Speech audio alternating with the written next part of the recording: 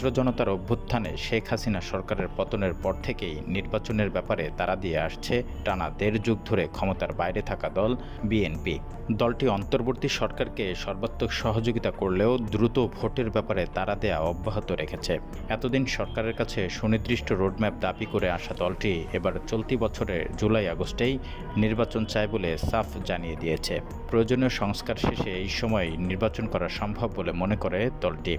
সরকারের পক্ষ থেকে বিএনপির এই দাবির পরিপ্রেক্ষিতে কোনো জবাব না এলেও নির্বাচন কমিশনের পক্ষ থেকে জানানো হয়েছে তারা সরকারের নির্দেশনা অনুযায়ী নির্বাচনের আয়োজন করবে। প্রধান উপদেষ্টা ডক্টর মোহাম্মদ ইউনূস সম্প্রতি একাধিকবার সুস্পষ্টভাবে নির্বাচনের দুটি সময়সীমার কথা উল্লেখ করেছেন। তিনি জানিয়েছেন, রাজনৈতিক দলগুলো বেশি সংস্কার না চাইলে চলতি বছরের ডিসেম্বরের মধ্যে নির্বাচন অনুষ্ঠিত হবে, আর একটু বিস্তারিত পরিসরে সংস্কার করতে চাইলে ২০২৬ সালের জুনের মধ্যেই নির্বাচন হবে। তবে সরকারের এমন বক্তব্যে সন্তুষ্ট নয় বিএনপি। তারা সরকারের কাছে নির্বাচনের সুনির্দিষ্ট রোডম্যাপ দাবি করে আসছে। এমনকি এই দাবিতে মাঠে নামার প্রস্তুতিও নিচ্ছে দলটি। সোমবার দলটির স্থায়ী কমিটির বৈঠকে সুস্পষ্টভাবে দাবি করা হয়, চলতি বছরের মাঝামাঝিতে তারা নির্বাচন চান। পরে মঙ্গলবার দুপুরে গুলশানে বিএনপির চেয়ারপারসনের কার্যালয়ে দলের মহাসচিব মির্জা ফখরুল ইসলাম আলমগীর সংবাদ সম্মেলনে তাদের দাবির বিষয়টি আনুষ্ঠানিকভাবে তুলে ধরেন। বিএনপি মহাসচিব বলেন, এটা গণতন্ত্রের সবচেয়ে গুরুত্বপূর্ণ বিষয়।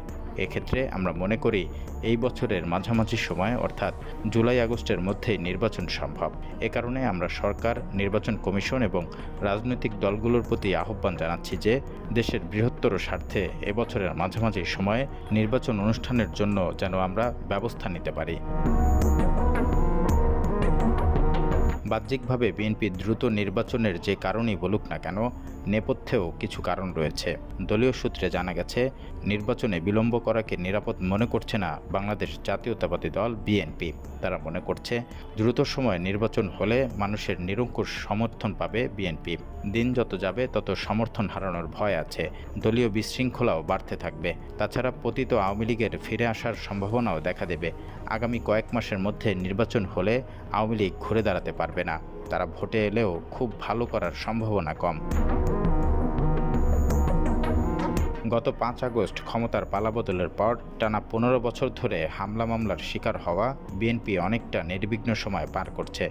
তবে দলটির তৃণমূলের নেতাকর্মীরা জড়িয়ে যাচ্ছেন নানা অপকর্মে। প্রায় প্রতিদিনই গণমাধ্যমে এসব সংবাদ উঠে আসছে।